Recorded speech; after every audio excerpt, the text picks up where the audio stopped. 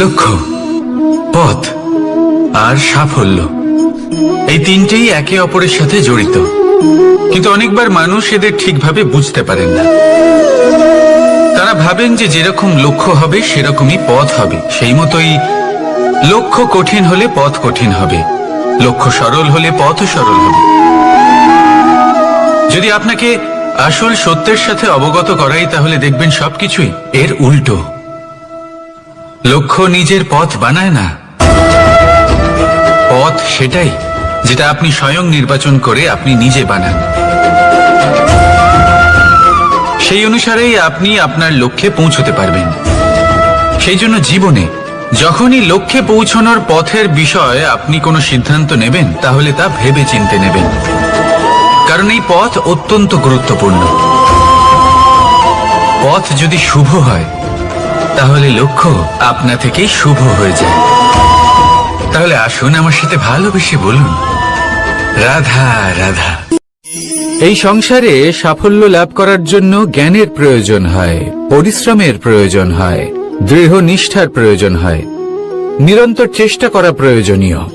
কিন্তু আরো কিছু আছে যা অত্যন্ত প্রয়োজনীয় এবং গুরুত্বপূর্ণ। তা হলো ভালো বন্ধু। তাদের থাকা অত্যন্ত প্রয়োজনীয়। যদি ভালো বন্ধু থাকে, তাহলে সময় এলে তারা ঢাল হয়ে আপনাকে সুরক্ষা করবেন। সময় এলে অস্ত্রের মতো শত্রুকে সংহারও করবেন। যদি তিনি জ্ঞানী হন, তাদের মধ্যে সদ্গুণ থাকে, তাহলে এই সব গুণ আপনার মধ্যেও প্রবেশ করবে। তাহলে সাফল্যের জন্য ভালো বন্ধু পাওয়া অত্যন্ত প্রয়োজনীয়। কিন্তু শুধু বন্ধু কেন, ভালো শত্রুও থাকা প্রয়োজনীয়। এবার আপনি ভাববেন, আমি কি বললাম?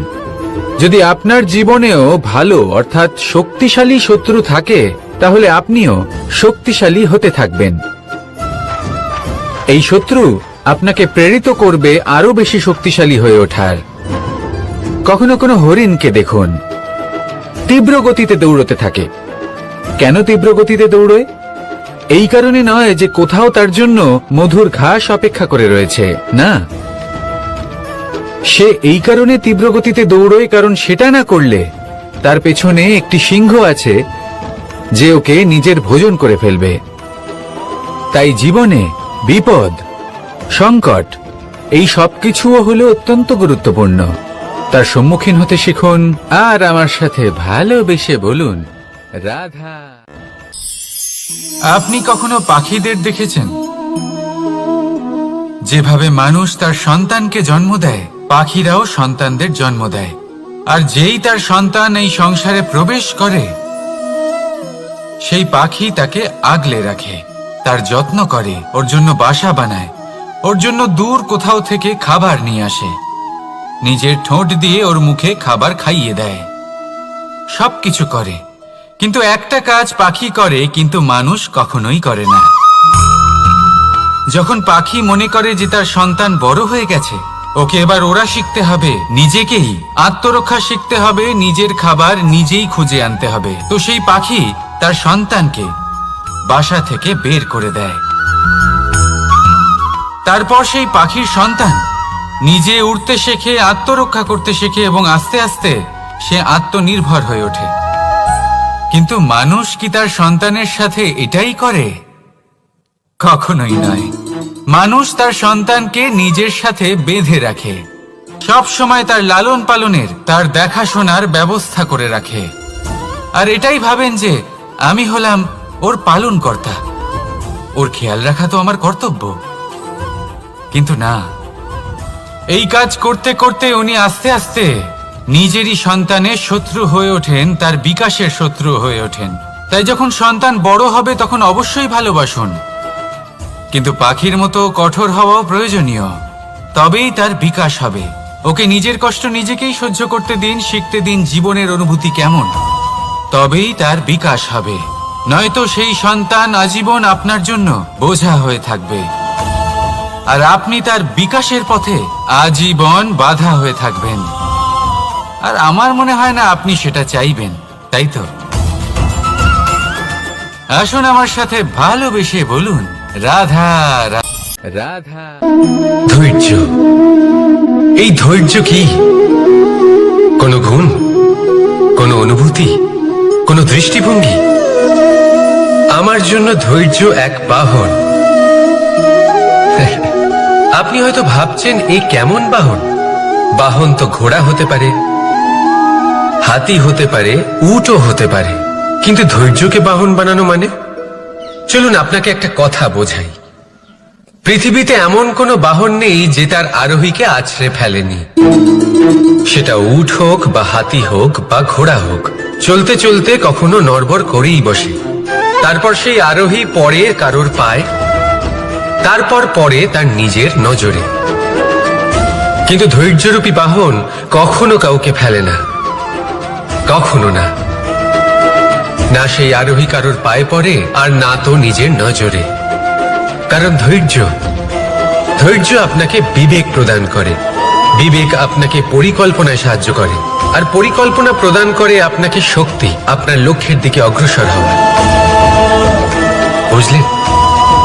ধৈর্যকে সঙ্গে রাখুন, নিজেকে আরো ধৈর্যশীল করে তুলুন।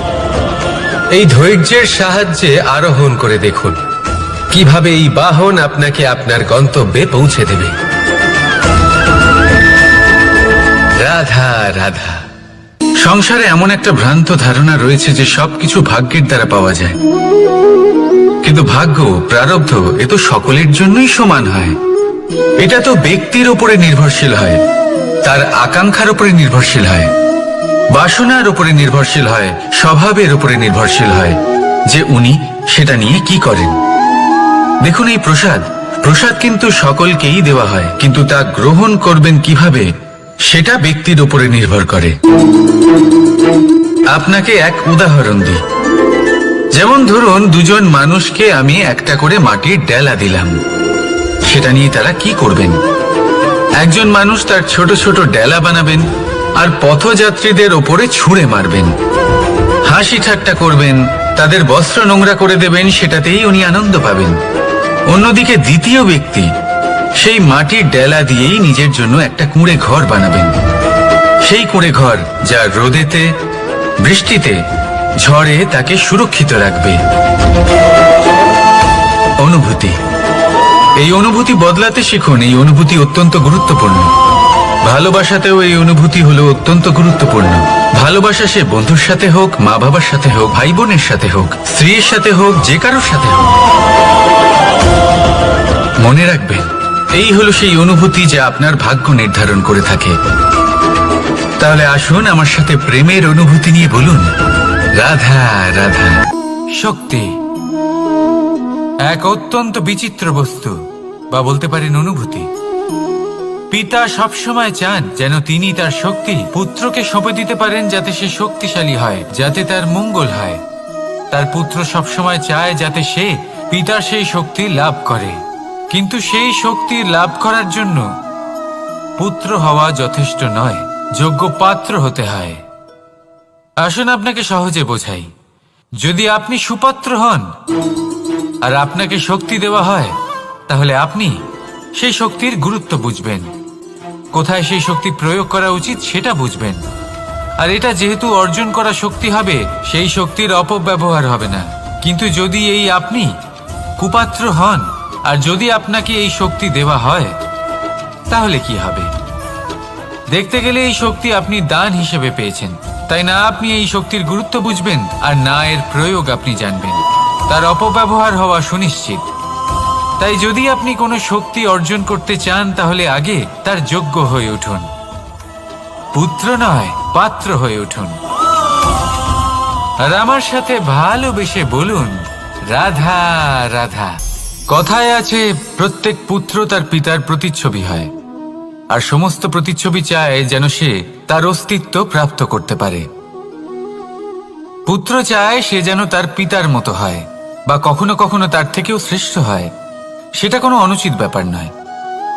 অনুচিত তখন হয় যখন পুত্র নিজের পিতার মতো হবার স্বপ্ন পূরণ করতে গিয়ে বা তার থেকেও শ্রেষ্ঠ হওয়ার স্বপ্ন পূরণে অনুচিত পথের আশ্রয় নেয়। কারণ তারপরে সে তার পিতার গুণগুলি আত্মসাৎ করতে চায় না। সে শুধুই এটা চায় যে সংসারের চোখে যেন আমি শ্রেষ্ঠ প্রমাণিত হই। এটা অনুচিত। সংসারে এমন অনেক মানুষ আছেন যারা এই কারণে শ্রেষ্ঠ হবার চেষ্টা করেন যাতে তার পরিবারের তার পিতার সম্মান বৃদ্ধি পায়, এমনও মানুষ থাকেন। আর এটাই হলো পার্থক্য উদ্দেশ্যের। মনে রাখবেন, যদি আপনার উদ্দেশ্য শুভ হয় তাহলে পথও শুভ হবে, যদি আপনার উদ্দেশ্য অশুভ হয় তাহলে পথও অশুভ হবে। তাহলে নিজের পিতার মতো হবার চেষ্টা অবশ্যই করুন, তার থেকেও শ্রেষ্ঠ হওয়ার চেষ্টা অবশ্যই করুন, কিন্তু মনে রাখবেন আপনার সংকল্প আর আপনার উদ্দেশ্য এই দুই শুভ হওয়া উচিত। তাহলে আসুন আর আমার সাথে ভালোবেসে বলুন, রাধা রাধা। শক্তি শক্তি অর্জন করা এতটা কঠিন নয় যতটা শক্তি লাভ করার পরে সেই শক্তি সামলানো কঠিন হয়। কারণ যেই মানুষ শক্তি লাভ করে তার মনে গর্ববোধ জন্মায়, জন্মায় অহংকার, জন্মায় জেদ। তাই শক্তি প্রাপ্ত করার সাথে বিনম্র থাকাও অত্যন্ত আবশ্যক। আর এটা আমাদের শেখা উচিত বৃক্ষের থেকে। বৃক্ষ যা আমাদের ফল দেয়, বৃক্ষ যা যত ফল দেয় ততটাই ঝুঁকে যায়। আমরা পাথর মারি ওই বৃক্ষের থেকে ফল প্রাপ্ত করার জন্য। সেই পাথরের মার সহ্য করেও বৃক্ষ আমাদের ফল দেয়। কোনো গর্ববোধ নেই, কোনো অহংকার বোধ নেই। আর সেই জন্য এই বৃক্ষের পুজো করা হয়। এটাই হলো মাহাত্ম্য শক্তির সাথে বিনম্রতার। যদি এই শক্তি সৃজন করে থাকে, সাহায্য করে থাকে, সম্বল হয়ে থাকে, তবেই সেই শক্তি উপযুক্ত। আর নয়তো সেই শক্তি একদিন আপনাকে আসক্ত অবশ্যই করবে। তাহলে শক্তি অবশ্যই অর্জন করুন, কিন্তু তার সাথে সেই শক্তি সামলানোর মতো বিবেকও আপনাকে অবশ্যই জাগ্রত করতে হবে। তাহলে আসুন আমার সাথে ভালোবেসে বলুন, রাধা রাধা। অহংকার অত্যন্ত বলশালী হয়। এই অহংকার মানুষকে কখনো নত হতে দেয় না। অদ্ভুত ব্যাপার, এই অহংকার যা মানুষকে কখনো নত হতে দেয় না, সেটাই তার পতনের কারণও হয়ে দাঁড়ায়। যেখানে মানুষ এটা ভাবতে শুরু করে যে শুধুমাত্র সেই যোগ্য, সেখান থেকেই তার পতনের আরম্ভ। ঠিক কিনা? দেখুন, যদি কোনো মানুষ এটা ভাবে যে আমি এই সব কিছু করতে পারি, তাহলে তা হলো বিশ্বাস। কিন্তু যদি সে এটা ভাবতে থাকে যে শুধুমাত্র আমি এই কাজ করতে পারি, তাহলে তা হলো সেই ব্যক্তির অহংকার। আর এটা আপনাকে বিনাশের দিকে অবশ্যই নিয়ে যাবে। মনে রাখবেন, যখন আমি আর শুধুমাত্র এই দুই এক হয়ে যায়, সেখান থেকে আপনার পতনের সূত্রপাত হবেই। তাই আপনি কখনোই এই অহংকারের চক্রব্যূহে ফেঁসে যাবেন না। বিশ্বাস রাখুন নিজের ওপর এবং অন্যের ওপরও। আর মনে রাখবেন, বিশ্বাসের মধ্যে বিশ্বের প্রত্যেকটা বস্তু বসবাস করে। তাই এই অহংকারকে ত্যাগ করে ফেলুন আর আত্মবিশ্বাসের ওপর মনোসংযোগ করুন। আর আমার সাথে ভালোবেসে বলুন, রাধা রাধা। মানুষ নিজের জীবনে ঈশ্বরকে খুব মান্য করে, ওনার জন্য কি না করে। ভিন্ন ভিন্ন নামে তাকে স্মরণ করে, তাকে পুজো করে, তার আরাধনা করে। সে জানে যে ঈশ্বর তাকে শক্তি অবশ্যই দেবেন, তাকে সাহায্য অবশ্যই করবেন। কিন্তু যখন প্রশ্ন আসে গুরু এবং ঈশ্বরের, তখন গুরুর মান কখনো কম হওয়া উচিত নয়। কারণ সত্যি বলতে কি, গুরুই হলেন সেই সিঁড়ি যা বেয়ে আপনি ঈশ্বরের কাছে পৌঁছানোর পথ খুঁজে পাবেন। সেই পথ আপনি গুরুর থেকেই পাবেন। গুরু না থাকলে আপনি কখনো ঈশ্বর লাভ করতেই পারবেন না। আর জীবনে অনেক সময় লক্ষ্যের থেকেও অনেক বেশি গুরুত্বপূর্ণ হলো পথ। তাই এই পথের সম্মান করতে শিখুন, অর্থাৎ গুরুকে সম্মান করতে শিখুন। কারণ গুরুই হলেন পরমেশ্বর। তাহলে আসুন আর আমার সাথে ভালোবেসে বলুন, রাধা রাধা। আপনার জীবনে আপনার প্রকৃত বন্ধু আসলে কে? আপনার সব থেকে শ্রেষ্ঠ মিত্র আসলে কে? তিনি যিনি সময় এলে পরে আপনাকে সাহায্য করেন, নাকি তিনি যিনি সময় এলে পরে আপনাকে অর্থ দেন। দেখুন, আমরা হলাম মানুষ, আমাদের জীবনে লেনদেন চলতেই থাকে, এটা আমাদের জীবনের অভিন্ন অংশ। কিন্তু অনেক সময় এমন হয় যে আমরা তাকেই নিজের প্রকৃত বন্ধু বলে মনে করি, যিনি আমাদের একটা বহুমূল্য উপহার দেন, ঠিক কিনা? এবার আপনার জীবনে সেই বহুমূল্য উপহার কোনটা, ওই অমূল্য মিত্র আসলে কে, সেই সিদ্ধান্ত হলো আপনার। কিন্তু যদি আপনি আমাকে জিজ্ঞেস করেন, তাহলে আমার মতে স্বর্ণ, হিরে, মুক্ত, ধন এগুলো বহুমূল্য নয়। বহুমূল্য হলো সঙ্গ, যখন আপনি একা হয়ে যাবেন, সময়, যখন আপনার তাকে প্রয়োজন হবে, সমর্পণ, যখন আপনার বিশ্বাসের প্রয়োজন পড়বে। যে মানুষ আপনার প্রতি এই 3 গুণ প্রদর্শন করেন, যিনি আপনার কঠিন সময়ে আপনাকে অবশ্যই সঙ্গ দেবেন, যখন আপনার প্রয়োজন পড়বে আপনাকে অবশ্যই সময় দেবেন, আপনার প্রতি সম্পূর্ণ সমর্পিত থাকবেন, সেই হলো আপনার আসল মিত্র, সেই হলো আপনার প্রকৃত বন্ধু। কারণ সত্যি বললে, বন্ধুত্বের অর্থই হলো নিজেকে সম্পূর্ণরূপে কারোর কাছে সমর্পণ করে দেওয়া। তাই আপনার সেই বন্ধুর জন্য নিজের প্রাণ উজাড় করে দিন, আর ভালোবেসে বলুন, রাধা রাধা। সংকট, সমস্যা, বিপদ এগুলো তো সকলের জীবনেই আসে। অনেক সময় এমন হয় যে মানুষের জীবনে যখন এমন কোনো বিপদ আসে, তখন সে ভয়ভীত হয়ে পড়ে, চিন্তিত হয়ে পড়ে, নিরাশ হয়ে যায়। কিন্তু আমি আপনাকে একটা সত্যি কথা বলি, যে আমাদের ব্যক্তিত্বের বিকাশের জন্য, আমাদের নিজেদের লক্ষ্যে পৌঁছে দেবার জন্য এই সংকট, এই সমস্যা এগুলো অত্যন্ত গুরুত্বপূর্ণ। আর এর উদাহরণ আমি নয়, বরং প্রকৃতি স্বয়ং দেবে। আপনি নিজেই ধরিত্রী মাতাকে দেখে নিন। ধরিত্রী মাতা সূর্যের তাপ সহ্য করেন কেন? যাতে পৃথিবীতে যে জল রয়েছে তা বাষ্পে পরিণত হয়ে ওপরে উঠে মেঘ হয়, আর পৃথিবীতে বর্ষা হয়ে ফিরতে পারে, নতুন জীবন দান করে।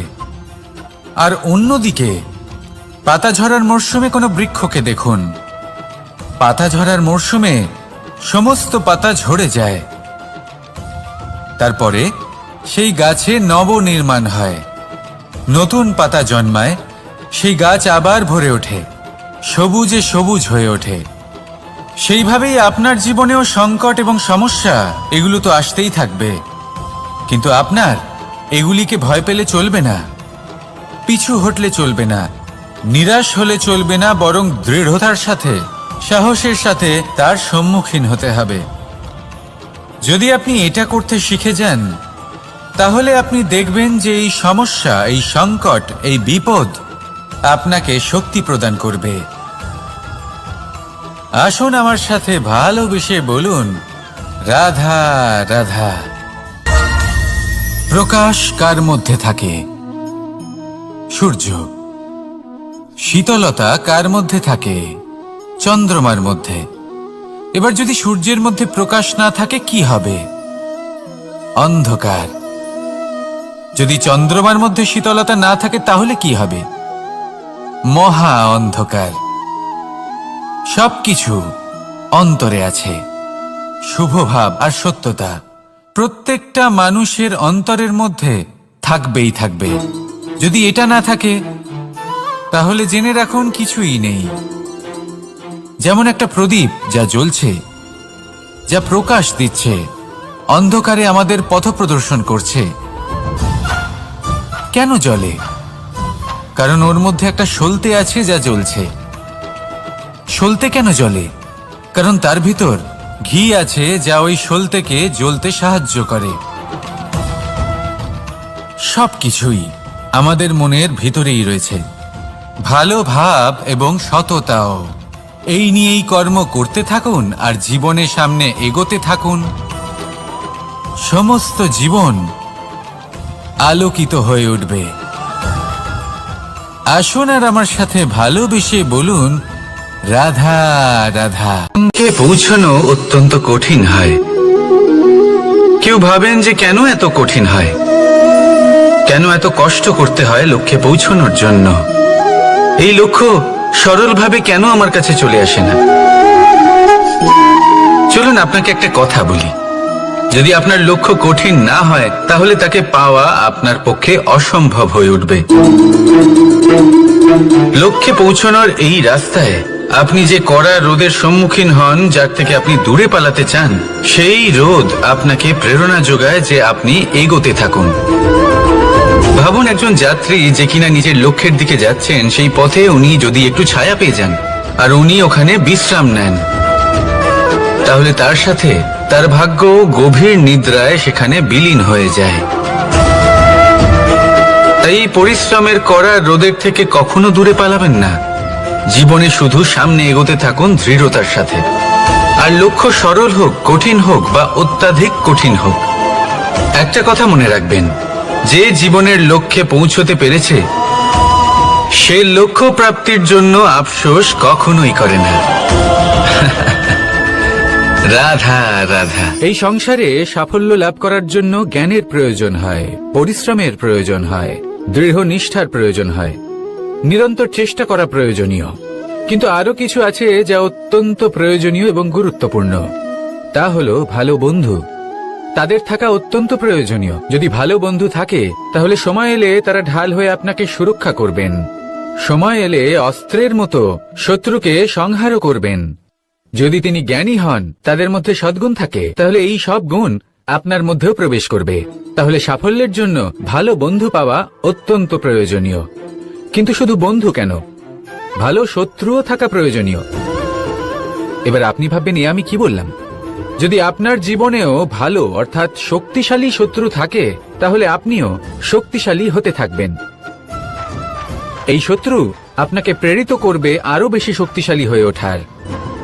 কখনো কোনো হরিণকে দেখুন, তীব্র গতিতে দৌড়তে থাকে।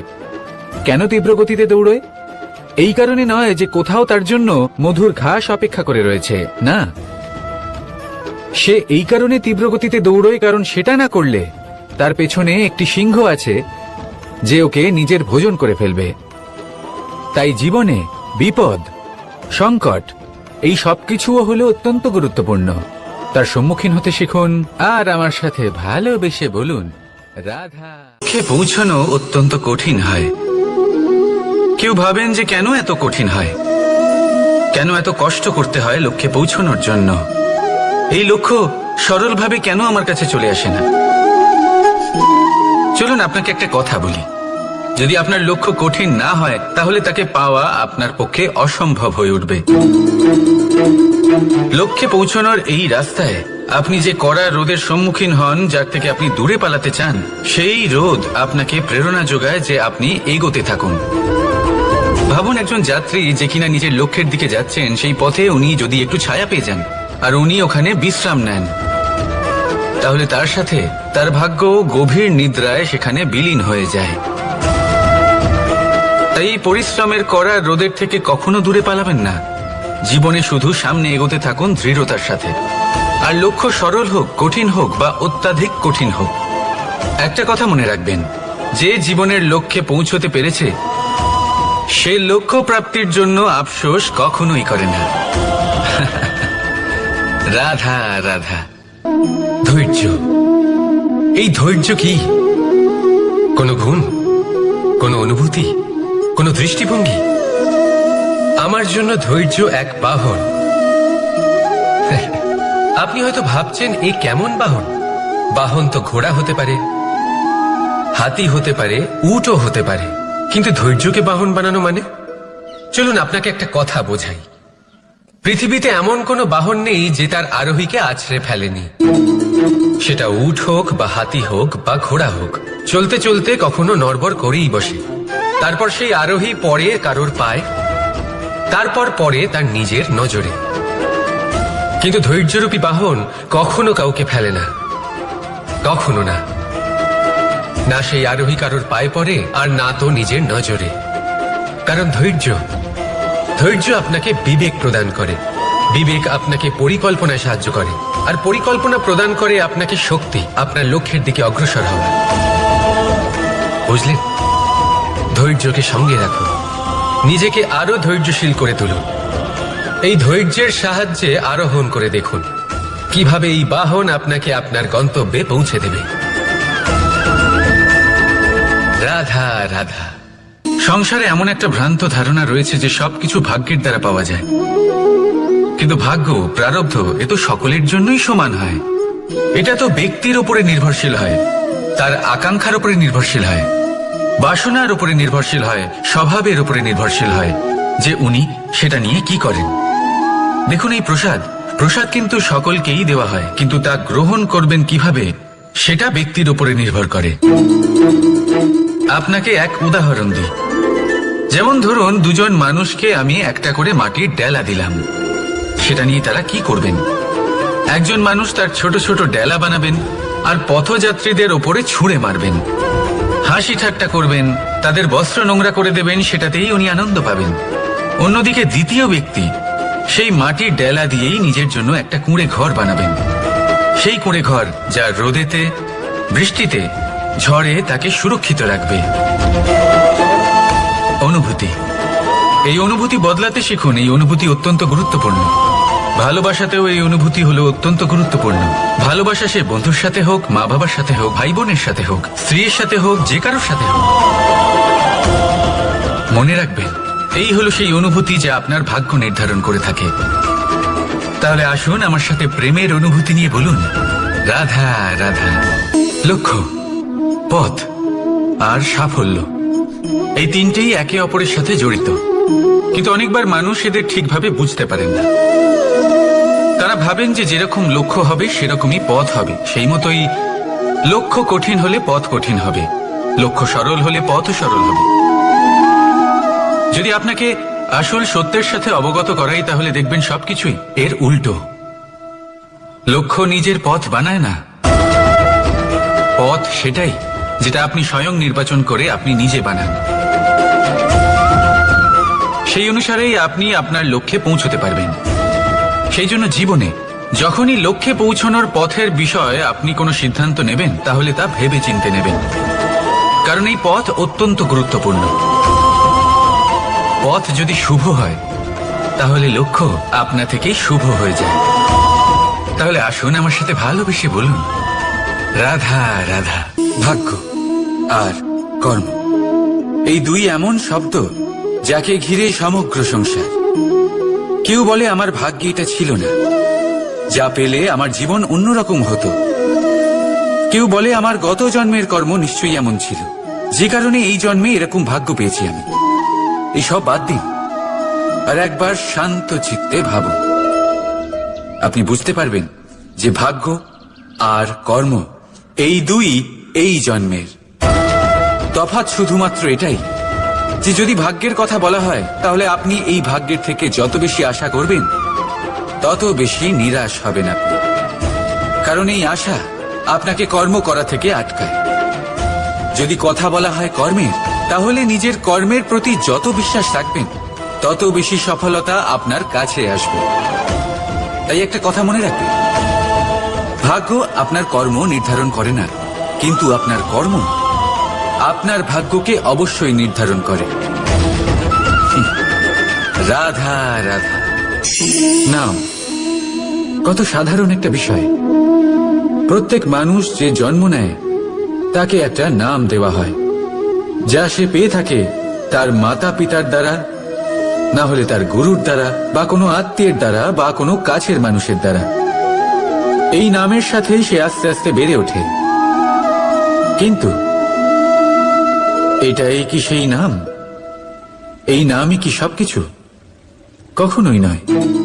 একটা নাম সেটা যা আপনি জন্মের সময় লাভ করেন, যে নামে আপনি কর্মের পথে অগ্রসর হন। আরও একটা নাম সেটা যা আপনি আপনার কর্মের দ্বারা অর্জন করেন, আর এই নামেই আপনাকে সবাই যুগ যুগ ধরে মনে রাখে। আপনার আসল নাম সেটা নয় যা আপনাকে জন্মের সময় দেওয়া হয়েছিল। আপনার আসল নাম সেটা যেটা আপনি আপনার কর্ম দ্বারা লাভ করেছেন, কারণ সেই লাভের পেছনে প্রচুর প্রয়াস লুকিয়ে থাকে, অনেক পরিশ্রম লুকিয়ে থাকে। কিন্তু যদি আপনি চান যে মানুষ আপনার নাম মনে রাখে, তাহলে আপনাকে কর্মের পথে অগ্রসর হতেই হবে, শুভ কর্ম করতে হবে, অনর্গল চেষ্টা করে যেতে হবে, মহান কাজ করতে হবে, আর বিশ্বাস করুন, আপনি একটা মহান নামের ফল অবশ্যই লাভ করবেন। রাধা রাধা। আমি এখানে একা এই বনে বসে আছি, বাঁশি বাজাচ্ছি। কার জন্য? কে আছেন এখানে? কেউ নেই। আমার প্রজা, আমার রাজ্য, আমার পরিবার আমার থেকে অনেক দূরে আছেন। আমি এখানে একা এই বনে বসে এই আকাশের এই রঙের, গাছের এই সব ফলের, মাটির সুবাসের আনন্দ উপভোগ করছি। কেন? আমি হলাম দ্বারকাধীশ। এমন কি রাজকীয় বা ভৌতিক সুখ রয়েছে যে আমি ওখানে পেতে পারি না? সবকিছুই পেতে পারি, তাও এখানে বনে একা বসে আছি। কোন সুখ খুঁজে চলেছি?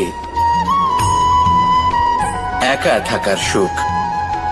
আমরা প্রত্যেকদিন অনেক মানুষের সাথে, চিন্তাধারার সাথে, কর্মের সাথে, পরিস্থিতির সাথে, সুখ দুঃখের দ্বারা বেষ্টিত থাকি। জীবনের এই চক্রে আমরা জড়িয়ে পড়তে থাকি। যতই আমরা এই সমস্যার সমাধান করি, আমরা ততই এতে জড়িয়ে পড়ি। আমরা এতটাই জড়িয়ে পড়ি যে যখন আমরা আয়নায় নিজেদের দেখি, তখন আমরা নিজেদের চিনতেই পারি না। এমন মনে হয় যেন আমরা নিজেদের হারিয়ে ফেলেছি। সেই জন্য প্রত্যেক দিন আপনি কিছু সময় নিজের সাথে কাটান একান্তে। এটা অত্যন্ত আবশ্যক। নিজের অস্তিত্বের গভীরে গিয়ে দেখতে শিখুন, নিজেকে বুঝুন। অদ্ভুত শান্তির অনুভূতি হবে। যেমন এই বায়ু, এই বৃক্ষ, এই পুষ্প, এই নিসর্গ, এদের মতো আপনিও কখনো একলা হতে শিখুন। কখনো নিসর্গের একটা অংশ হয়ে দেখুন। এই মন প্রসন্ন হয়ে বলবে রাধা। একবার একটা শেয়াল বনে বিচরণ করছিল।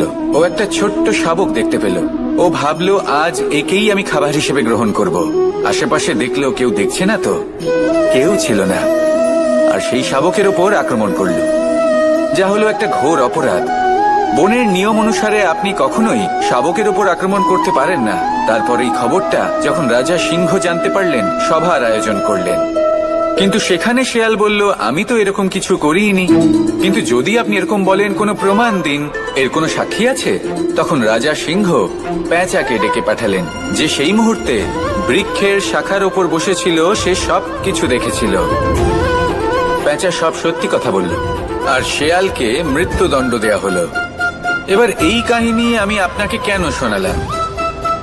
কারণ মানুষও কখনো কখনো এরকম কর্ম করেন যা শিয়াল করেছে। এটা ভাবেন কেউ দেখছে না, যখন আমি অনুচিত কর্ম করতেই পারি। কিন্তু না, আপনি যাই করুন না কেন, কেউ না কেউ অবশ্যই তা দেখছে। কোনো ব্যক্তি না হলেও কোনো প্রাণী, না হলে কোনো যক্ষ বা দেব বা প্রেত। যদি এনারা কেউ না দেখেন, তাহলে ধরিত্রী মাতা দেখেন, যেখানে দাঁড়িয়ে আপনি সেই কর্ম করছেন, তাই না? তাই একটা কথা সবসময় মনে রাখবেন, কে দেখছেন কে দেখছেন না সেই বিষয়ে ভাবা ছেড়ে দিন। এটা খুব সহজ কথা। আপনি যদি উচিত কর্ম করেন, উচিত ফল পাবেন। যদি অনুচিত কর্ম করেন, তাহলে আপনি অনুচিত ফল অবশ্যই পাবেন।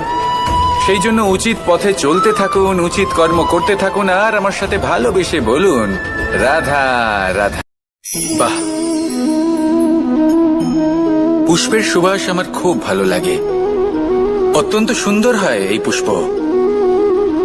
এইভাবে চারিদিকে পুষ্প দেখে মন আনন্দিত হয়ে ওঠে।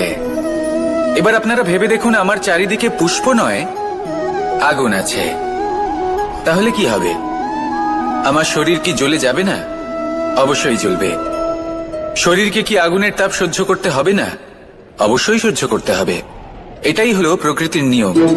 এই নিয়ম কিন্তু আমরা সবাই জানি, কিন্তু আমাদের মধ্যে বেশিরভাগ মানুষ এই বিভ্রান্তি নিয়ে বাঁচি যে এই যে প্রকৃতির নিয়ম, তা আমার ওপর প্রযোজ্য নয়। তা কিন্তু নয়।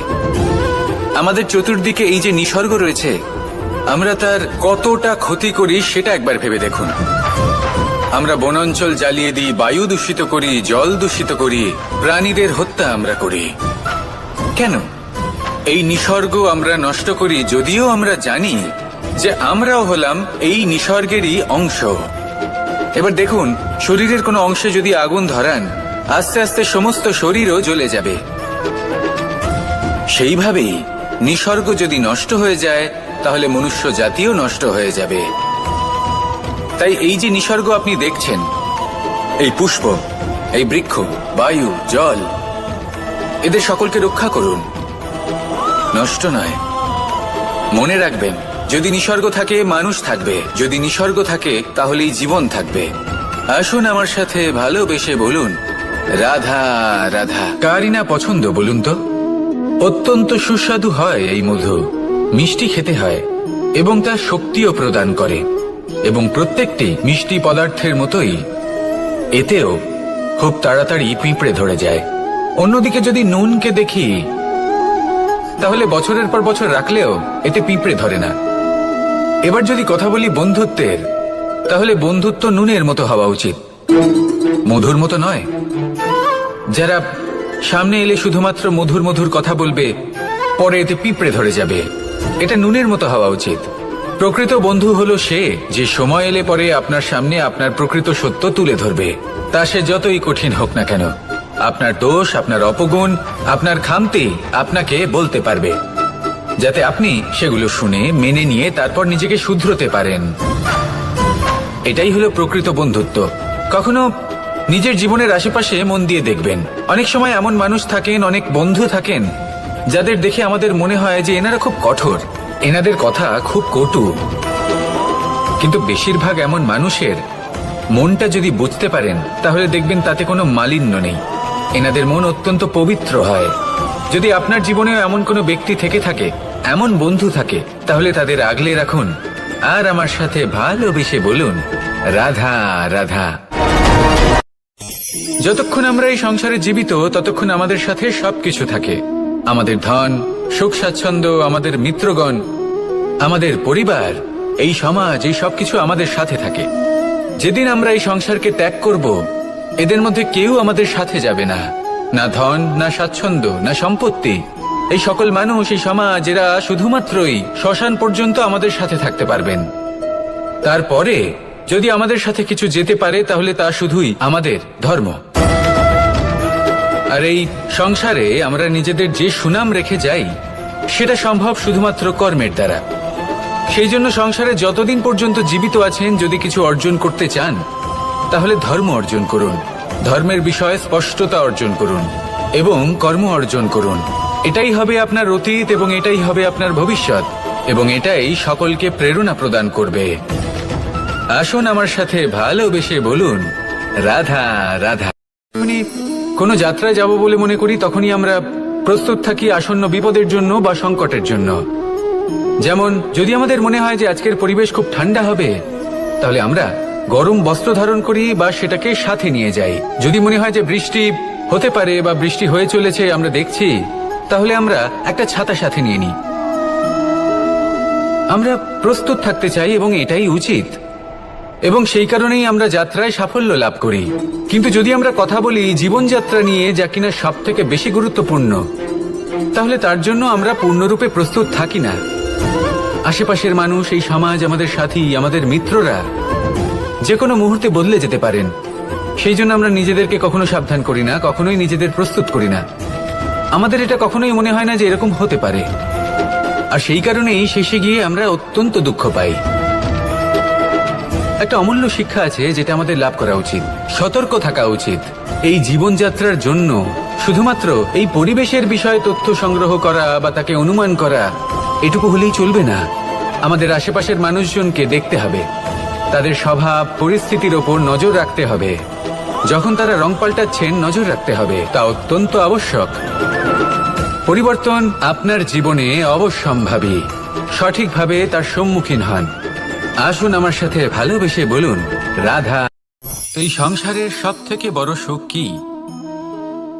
কেউ বলবেন নিজের লক্ষ্য প্রাপ্ত করা, কেউ বলবেন ধন উপার্জন করা, কেউ বলবেন নিদ্রাই সব থেকে বড় সুখ, কেউ বলবেন রাজ্য লাভ করা, আবার কেউ বলবেন মাতার হাত থেকে খাবার খাওয়া, আদি ইত্যাদি। কিন্তু যদি সত্যি কথা বলি, এই সংসারের সব থেকে বড় সুখ হলো সেবা করা। কখনো কাউকে সেবা করে দেখুন। এই সেবা দ্বারা অন্য কোনো মানুষের আশীর্বাদ লাভ করাতেই সুখ রয়েছে। আপনার সেবা ভাব দ্বারা যখন কোনো মানুষ নিজের অন্তরাত্মা থেকে আপনাকে আশীর্বাদ করে, তার থেকে বড় সুখ আর কিছুই নেই। কারণ প্রত্যেক মানুষের মধ্যে ঈশ্বর বাস করেন। নরের সেবাই হলো নারায়ণের সেবা। নিষ্কাম সেবা করাই হলো সব থেকে বড় সুখ। তাই নিজের অন্তরে সেবার এই ভাব জাগ্রত করুন।